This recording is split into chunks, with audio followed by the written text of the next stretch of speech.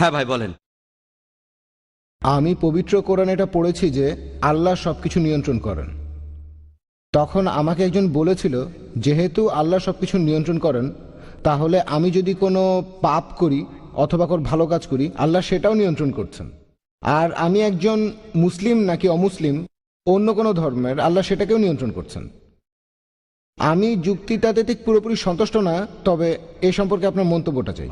ভাই প্রশ্ন করলেন যে আপনার এক বন্ধু প্রশ্ন করেছেন যে কোরআন বলছে ওয়াল্লাহু আলা কুল্লি শাইইন কাদির, এর অর্থ আল্লাহ সবকিছুর উপর প্রভুত্ব করেন, সবকিছুর উপরে প্রভুত্ব করেন। এখন কেউ যদি ভুল করে বলে তিনি সবকিছু নিয়ন্ত্রণ করেন, সে যদি মুসলিম হয়, এখানে আল্লাহ সবকিছুর উপরে প্রভুত্ব করেন, প্রশ্নটা কি আপনার? নিয়ন্ত্রণ মানে কথাটা ঠিক বুঝতে পারছি না। তবে মুসলিম হয়ে থাকলে বলি আল্লাহ প্রভুত্ব করেন, হ্যাঁ কথাটা ঠিক। কেউ ভুল করে ভাববে তার ক্ষমা করার ক্ষমতা আছে, হ্যাঁ সেটাও আছে। কোনো অমুসলিম হয়তো ভাববে সবকিছুর উপরে আল্লাহর ক্ষমতা আছে, হ্যাঁ আছে। আল্লাহর ক্ষমা করার ক্ষমতা আছে কিনা জানতে চাচ্ছেন? মানে আমি বলতে চাচ্ছি, আল্লাহ তালাই তো আমাদের ভাগ্য লিখেছেন। আপনি ভুল উদ্ধৃতি দিয়েছেন। ভেবেছিলাম আপনি এটা নিয়ে কথা বলছেন। যেটা বলছেন সেটা তাকদীর, অদৃষ্ট, যে আল্লাহ সুবহানাহু ওয়া তাআলা আমাদের অদৃষ্ট লেখেন আর সবকিছু অদৃষ্ট অনুযায়ী ঘটে। আপনি যে আয়াতের উদ্ধৃতি দিয়েছিলেন সেটা ঠিক না। আল্লাহ নির্দিষ্ট করে দেন। আর বেশিরভাগ ধর্মই হোক, সেটা হিন্দুইজম, ইসলাম, আমরা মানি অদৃষ্ট বলে একটা জিনিস আছে, সবকিছু অদৃষ্ট মেনেই হয়। এখন প্রশ্ন হলো, যদি এটা আমার অদৃষ্টে লেখা থাকে যে আমি চুরি করব আর চুরি করলাম, কাকে দোষ দেব? আল্লাহ। আল্লাহ অদৃষ্টে লিখেছেন আমি চুরি করব, সেজন্য চুরি করেছি, কাকে দোষ দেব? আল্লাহকে। নিজেকে দোষ দেব কেন? যদি আমার অদৃষ্টে লেখা থাকে যে আমি মানুষ খুন করব, যদি অদৃষ্টে লেখা থাকে আর খুন করি, কাকে দোষ দেব? আল্লাহকে দোষ দেব। যদি আমার অদৃষ্টে লেখা থাকে আমি অমুসলিম হব, অমুসলিম হলাম, কাকে দোষ দেব? আল্লাহকে। তাহলে আমি দোজখে যাব কেন? ভাই আমরা কদর অর্থাৎ অদৃষ্টে বিশ্বাস করব, কিন্তু মানুষ এটাকে বুঝতে ভুল করে যে এই অদৃষ্ট কি। আর যেমন ধরেন, একটা উদাহরণ দিচ্ছি, ধরেন একটা ক্লাস, সেখানে 100 জন ছাত্র আছে, আর বছরের শেষ দিকে ফাইনাল পরীক্ষার আগে টিচার বললেন তুমি হবে ফার্স্ট ক্লাস ফার্স্ট, তুমি পাবে সেকেন্ড ক্লাস, আর তুমি ফেল করবে। তারপর ফাইনাল পরীক্ষা হলো, পরীক্ষা শেষ, রেজাল্ট বের হলো, প্রথম জন ফার্স্ট ক্লাস ফার্স্ট হলো, পরের জন সেকেন্ড ক্লাস, আপনি ফেল করলেন। উদাহরণ দিচ্ছি, কিছু মনে করবেন না। এখন আমি আপনাকে প্রশ্ন করি, যে ছেলেটা ফেল করেছে, যে ছাত্রটা ফেল করেছে, সে কি টিচারকে বলবে যেহেতু আপনি বলেছিলেন সেজন্য ফেল করেছি? আপনি কি টিচারকে দোষ দেবেন? না। যেহেতু টিচার 1 বছর পড়িয়েছেন, তিনি জানেন যে এই ছাত্রটা খুব মনোযোগী, ঠিকমতো পড়াশোনা করলে সে ফার্স্ট ক্লাস ফার্স্ট হবে, সেকেন্ড ক্লাস, এটা ফাঁকিবাজ, ঠিকমতো লেখাপড়া করে না, ফেল করবে। টিচার অনুমান করেছিলেন বলেই কি তাকে দোষ দেবেন? না। একইভাবে আল্লাহ সুবহানাহু ওয়া তাআলা তিনি এই টিচারদের চাইতে অনেক বড়, তার আছে ইলমে গায়েব, তিনি ভবিষ্যতের কথাগুলো জানেন, তিনিই হলেন সবচেয়ে বড় টিচার। তবে আল্লাহ তাআলা তার রয়েছে ইলমে গায়েব, তিনি জানেন যে ভবিষ্যতে কি হতে যাচ্ছে, আল্লাহ তাআলা আগেই সেটা লিখে রাখেন। যেমন ধরেন একটা রাস্তার সামনে দাঁড়ালেন, 5টা রাস্তা, 1 2 3 4 5, আপনি যে কোনো একটা বেছে নেন, বেছে নিলেন রাস্তা নম্বর 2।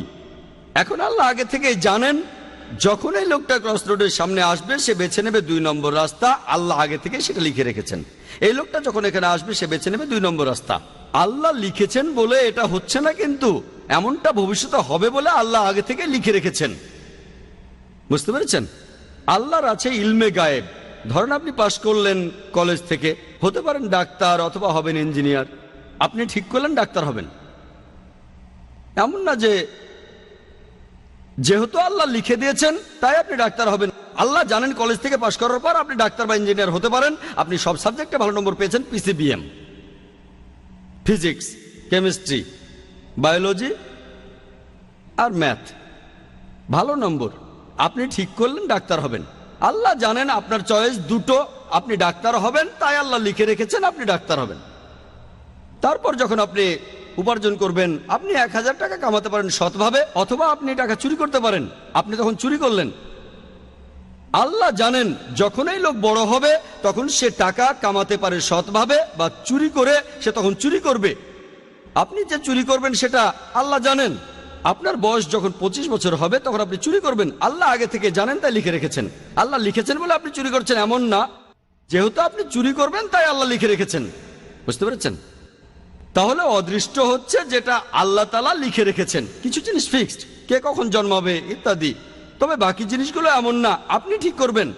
সেজন্য আল্লামা ইকবাল বলেছেন, খুদ কো কার ইতনা বুলন্দ क्या तकदीर के पहले আল্লাহ আপনি বান্দে সে খুদ পুছে বাতা দে রাজা क्या है। অর্থাৎ নিজেকে এতটাই মহান বানাও যে অদৃষ্ট লেখার আগে আল্লাহ নিজে জিজ্ঞাসা করবেন তার বান্দাদের যে তোমার ইচ্ছা কি। এটা একটা শায়েরি। তাই আমাদের কাজগুলোর দায় আমাদের, সব দায় আমাদের। কেউ যদি বলে আমি পাপ করেছি, কাকে দোষ দেবেন? তাকে দোষ দেবেন। আল্লাহ আমাদের সুযোগ দিয়েছেন, এই যে নির্দেশনা, এটা মানুন, মেনে চললে ভালো, না মানলে দায় আপনার।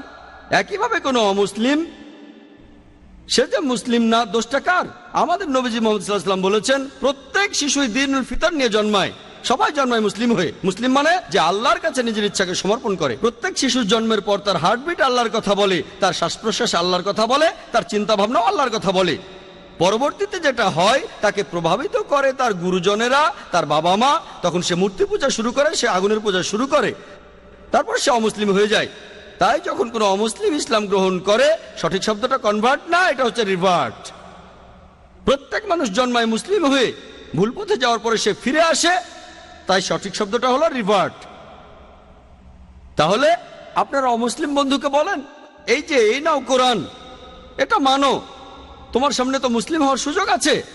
তাকে বোঝান, কোরআন পড়েন, মেনে চলেন। যদি বুঝতে অসুবিধা হয় আমাকে জিজ্ঞেস করেন, আমাকে জিজ্ঞেস করতে না পারলে আইআরএফে এসে জিজ্ঞেস করেন, তারা সাহায্য করবে। এই কোরআনটা নেন। আপনি এমন কথা কোনো অমুসলিমকে বলতে পারবেন না যে মুসলিম হতে পারবে না,